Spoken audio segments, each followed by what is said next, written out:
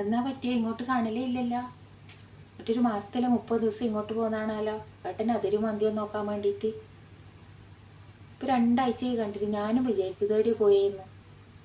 എന്തു പറ്റി? എൻ്റെ മോളെ നമുക്ക് സൂലുണ്ടായി പോയിട്ടില്ലേ, തലവേദന വന്നിട്ട് ഒരാഴ്ച ഞാൻ കിടക്കും. ഒരു ഗ്ലാസ് വെള്ളം കുടിക്കാൻ പറ്റൂല. ഒരു ഗ്ലാസ് വെള്ളം കുടിച്ചാൽ 2 ഗ്ലാസ്സായിട്ട് അത് ഛർദ്ദിക്കും. പിന്നെ അങ്ങനെ കിടന്ന് ഇപ്പോൾ ഒന്ന് എണീച്ച് ഇങ്ങോട്ടൊന്ന് വന്നതാണ്. ഇപ്പം എന്താ വന്നത്? കുറച്ചും കൂടി നല്ലോണം സുഖമായിട്ട് വന്നാൽ പോരേനു. ആ പറമ്പിൽ മരം മുറിക്കുന്നുണ്ട്.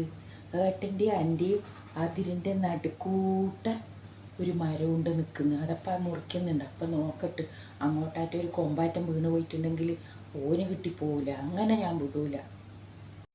ഇത്ര വില കൂടിയ മരം എന്നാ ചന്ദന മരാ? അല്ല, മുറിച്ചാൽ ഒരു കഷ്ണം അപ്പുറം വീണ് പോയാൽ ഏട്ടനെ എടുത്തു വിട്ടാൽ ഇത്ര വില കൂടിയ മരം ചന്ദന മരാ? ചന്ദനൊന്നുമല്ലമ്മ, ഉപ്പിലയാന്ന്. ഉപ്പിലയാങ്ക് ഉപ്പില. ഞാൻ ഊനും എടുക്കൂല. എന്താ ഇത്?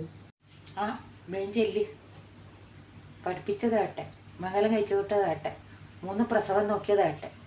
ഏട്ടൻ തന്നെ ഒന്നും ചെയ്തിട്ടില്ലല്ലോ, ഉപകാരം മാത്രമല്ലേ ചെയ്തിട്ടുള്ളൂ. ആ സ്ഥലം ഓഹരി വെക്കുന്ന കാര്യത്തിലല്ലേ നിങ്ങൾ തെറ്റിയത്. നമ്മളെല്ലാവരും കണ്ടുന്ന കാര്യമല്ലേ, അതിൻ്റെ കൂലി കൊടുക്കണമല്ലോ അല്ലേ.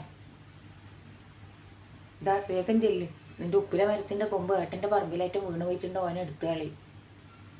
വെറുതെ ഒന്നുമല്ല നിൻ്റെ മൈഗ്രൈൻ മാറാത്തത്.